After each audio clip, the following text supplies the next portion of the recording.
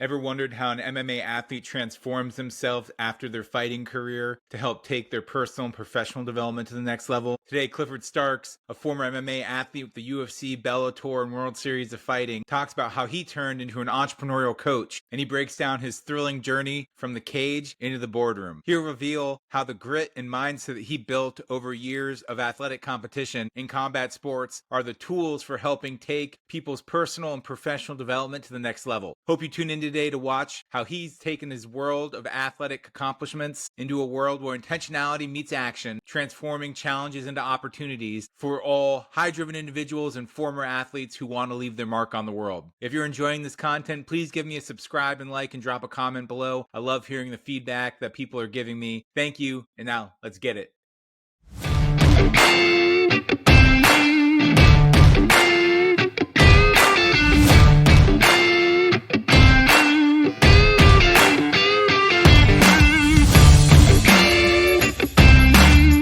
Welcome back to Fight Capital, where we step into the ring of combat sports business. I'm your host, Ryan Rappaport.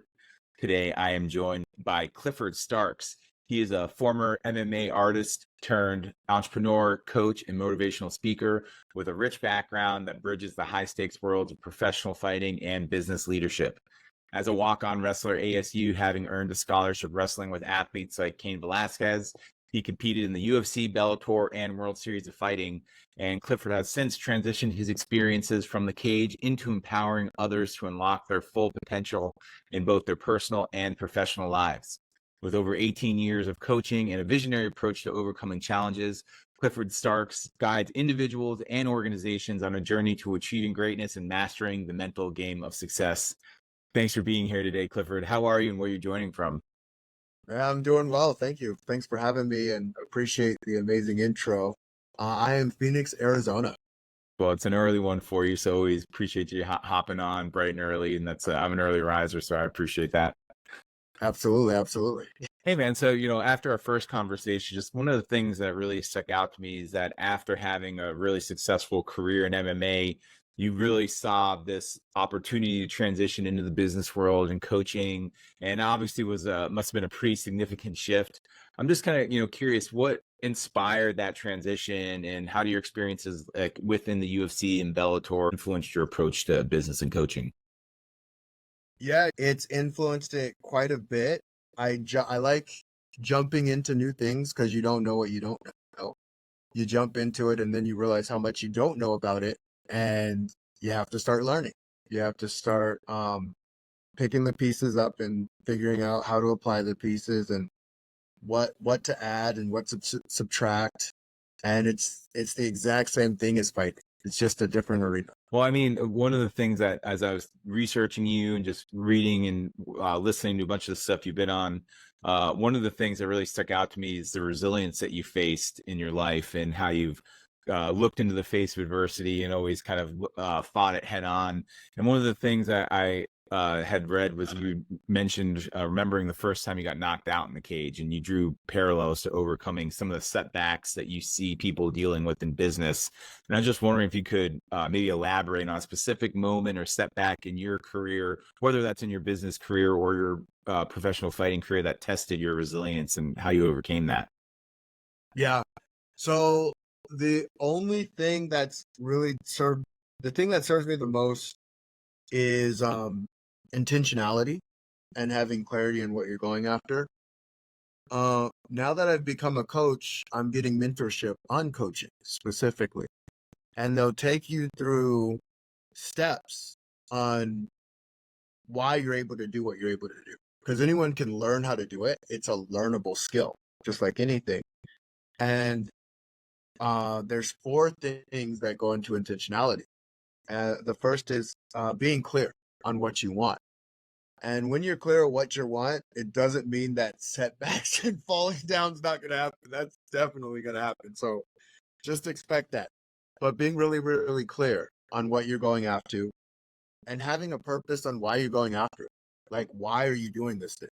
And not the fluffy whys that society tells you to have, like, oh, well, I want to look better because everybody, like, no, why do you want to do it? and get really, really specific and deep with yourself. There's a saying, go after 5 whys, like go a little bit deeper with each why.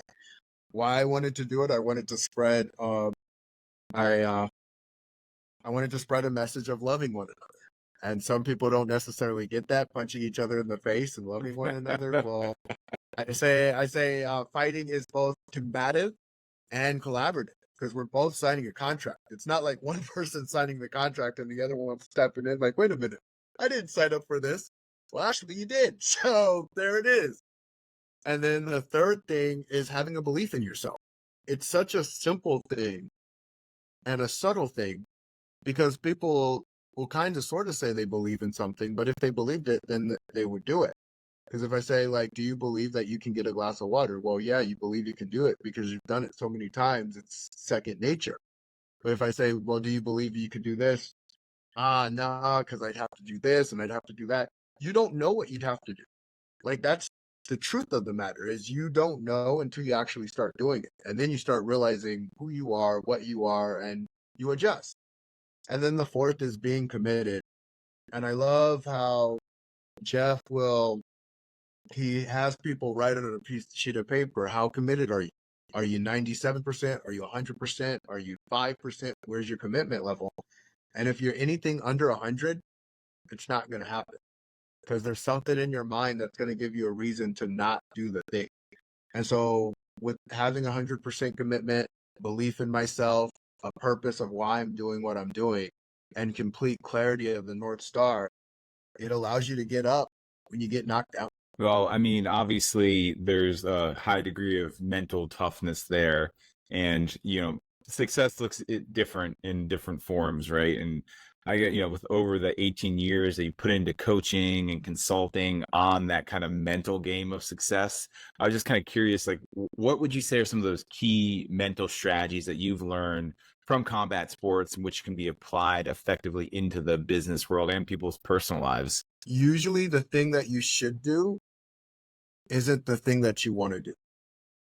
And it feels so uncomfortable to do that thing because you haven't done it. Once you've done it, it starts feeling comfortable. It becomes that new you. And what was interesting when you're getting punched at in a fight, you're supposed to lean towards the punch so that you can see it coming and you can maneuver out of the way. Hmm. And our minds say, F that, I don't want to lean into this thing. Let me back up. Well, when you back up, you're exposing your chin. Well, business is the same thing. So you're navigating this thing and you're trying to go like, well, no, I don't have to lean into the punch. If I lean back, I'll be okay. And you're not okay. Like you're in a really bad spot. You're like, oh, well, if I work on my website and I make this look really nice and I make this super pretty and I do this over here. And the truth is, people have to give you money and people have to have value in what they're giving you money for. They're not just going to give you money like, hey, can I have $5,000? No, you can't. But if you give me a reason to why I should give you $5,000, well, then now we're talking. We'll have a discussion on that. But it's that punch that people don't want to lean into. And that's what I've seen on a consistent basis as I've gone through the process, even in on myself. I'm just as human as anybody else. I didn't want to lean into the punch the first time I saw it coming. It's very uncomfortable. No one wants to get punched in the face, but I guess it's just a great metaphor for life too, right? Is knowing where you have to be in that very moment, and it might be leaning in, not to steal a kind of the regular entrepreneur coin term there. But I'm just kind of curious too, because you've spoken about working on this fighter's formula roadmap to accelerate growth, and someone who's overcome hardships in life. You worked your way onto the ASU team. You earned a scholarship there, not even as a first team wrestler, right? You obviously had to accelerate growth within your life. Can you just outline some of the core components of that formula and how you think it's going to help individuals and businesses achieve their goals?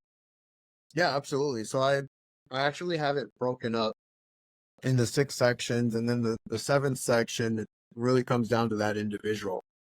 But I've formulated even simpler than that because I wanted to have something that people could take away from when they met me once. I don't want to overcomplicate things.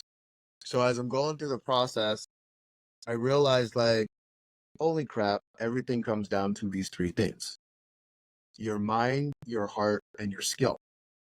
When your mind's on target, when you're thinking the right thoughts, when your heart has the right passion behind it, and when your skill sets are harmonizing in the way that they need to harmonize, your life will work. And what was so scary about this is it's so simple that anybody can say it. And a lot of people do. They're like, you got to get your mindset right, get your mindset right, get your mindset right. But there's a difference between saying it and taking someone through a transformational process. And what was really cool to experience it is a beautiful thing.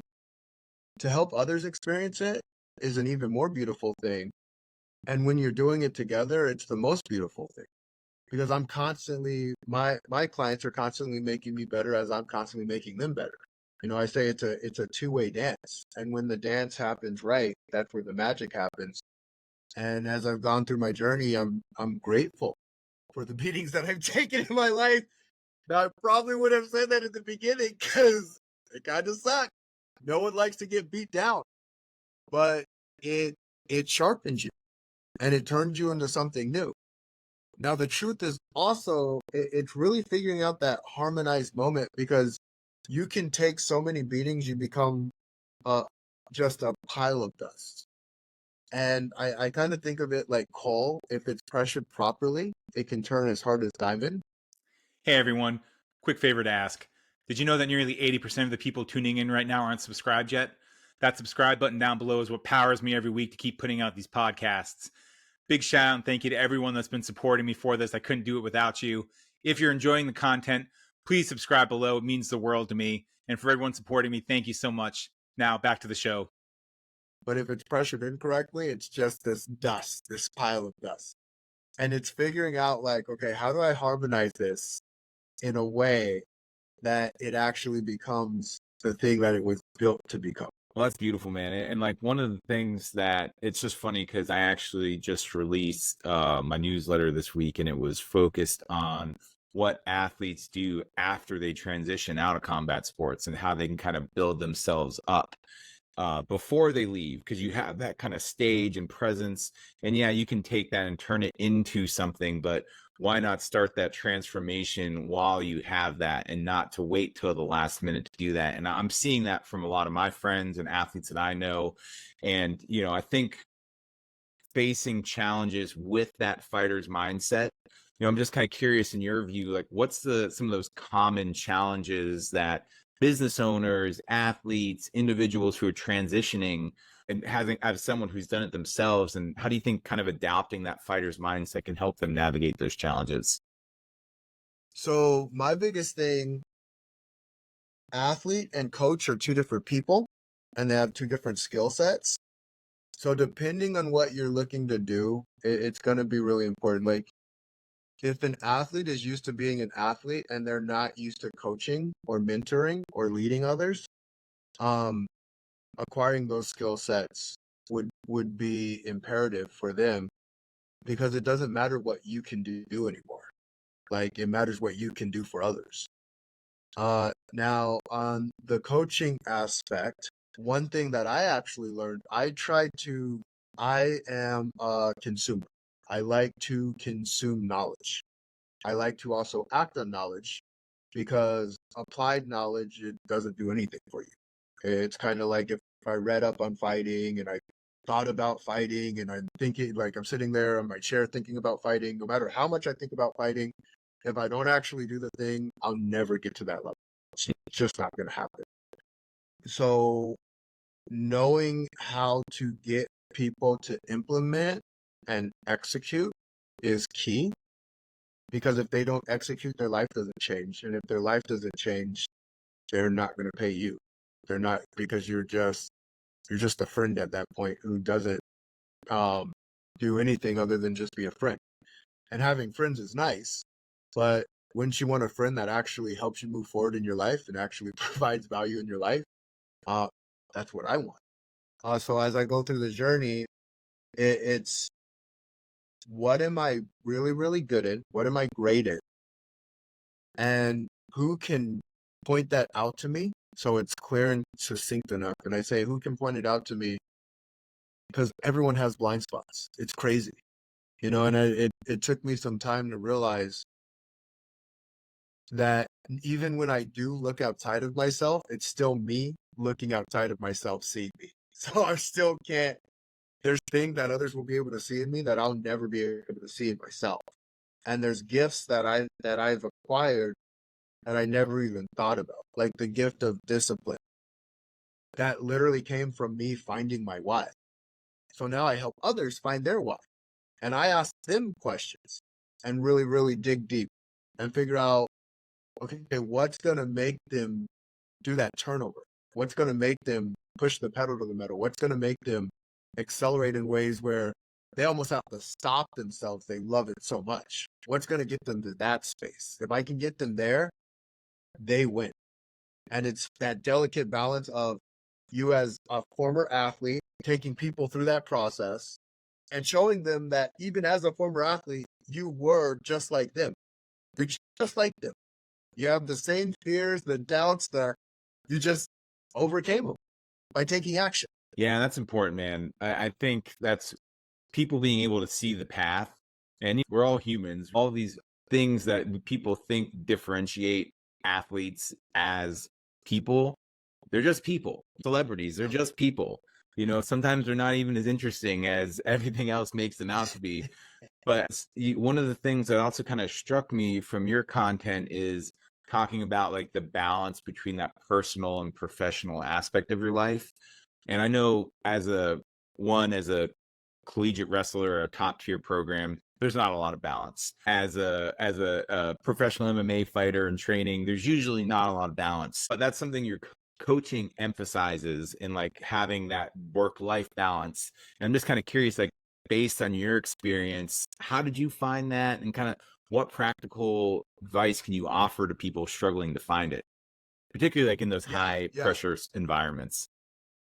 So the truth is, do we even really want balance, or do we want harmony? And so my objective isn't to get balance, because if it was balance, we'd be like, all right, well, you're going to watch Netflix at this amount of time, and then you're going to eat at this amount of time, and then you're going to exercise at this amount of time. I want to drive you into what you love. So much so that you almost have to stop yourself from doing that thing because you're addicted to it. Like we're all addicts in something. Now we just ask ourselves, am I being an addict to the right thing? Sometimes we become addicted to things we don't even like to do. Just like, oh man, I hate this. I hate this. I hate this. Why are you doing it? Like, if you talk about how much you hate it, well, I have to. Well, do you? I just ask the question. And I know that it has to come out of their mouth. So I ask questions to make sure things are coming out of their mouth. If they love what they're doing, great. And then I ask the question, do you love what you're doing because you actually love what you're doing?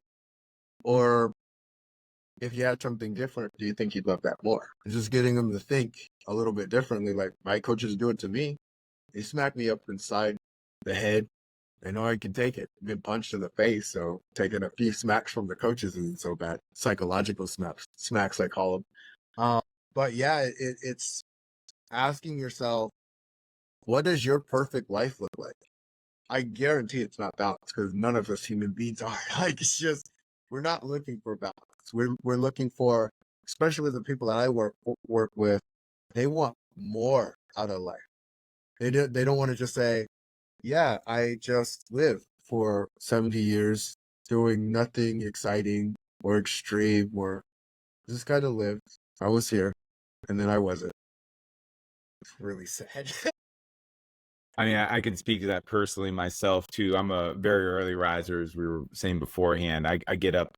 Well, I was getting up at 2:15 because all the gym rats, the post New Year's Eve invaders, as I call them, were occupying the gym, and I can't have everyone in my space, and so I was doing that. But also, when I'm on my grind, I'm getting and sitting at my desk or table at 6 a.m. and I'm working till 9 p.m., sometimes later at night. And when you're passionate about something and you're engaged in it, I mean, there's no other way. And I'm kind of in the same mode right now, and so that resonates with me. But the harmony aspect, right? That's the one that is sometimes missing for me, and I'm sure a lot of other people. And that's, so valuable, man. And well, I'm just curious, kind of looking ahead, with such a diverse career that you've had as a fighter, an entrepreneur, a coach, and a speaker, are there any future projects or goals that are you're most excited about, and how do you plan on achieving those?